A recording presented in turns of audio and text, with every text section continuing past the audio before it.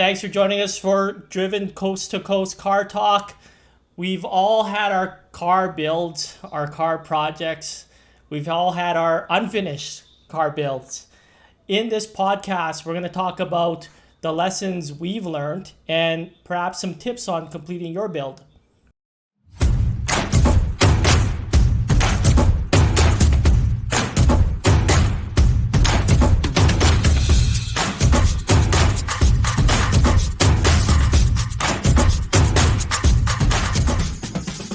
Jeff, what do you think? What do you think people should consider when you're selecting a platform?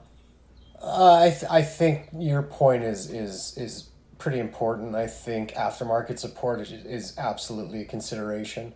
I think for somebody a little more seasoned, they want to go unique and want the challenges that come along with that. I think you got to kind of work your way up to that. The totally. 240s, the Civics, the Mustangs, the bread and butter of the aftermarket industry is always a good place to start. And then once you've got some experience under your belt, then maybe you want to dip your toe into the Saab pool, for whatever reason. Yeah, Volvos and stuff, yeah. Yeah, start pushing your limits and trying to do something a little more unique, whereas you have to kind of fabricate it rather than find it. Yeah. Yeah. Yeah. Nowadays people are sorry. Go ahead, Raj. Nowadays, like a good beginner car that comes to mind is like the FRS. Yeah. 100%. Like that's the new Civic. Yeah. That's of this generation. Or the a Lancer or a WRX, yeah. right? So totally. Yeah. When you're picking a platform, how important are things like, things like, does it need to be a daily driver? Does it need to be, something that it's just going to be a showpiece? How much consideration did you put into that, Raj? Well, for me as a beginner, I was just like, I wanted to show it, but I wanted to be able to drive it all the time, as much as possible. So you gotta figure out your theme. You gotta figure out what your purpose is.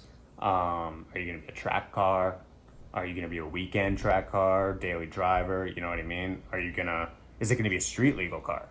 Right? Yeah. That's a huge thing, right? Good point. Yeah.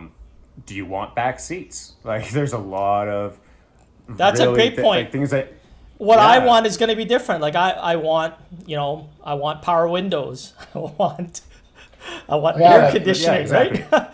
So I'm super interested if it has a backup camera now, absolutely.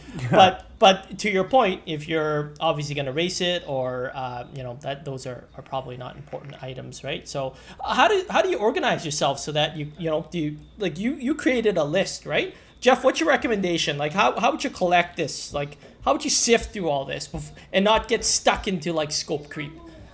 Oh, I think you got to kind of start with the end and work your way back. At least that's how I would do it. I would start with what I wanted the end result to be, and then I would just reverse engineer the steps back to step one.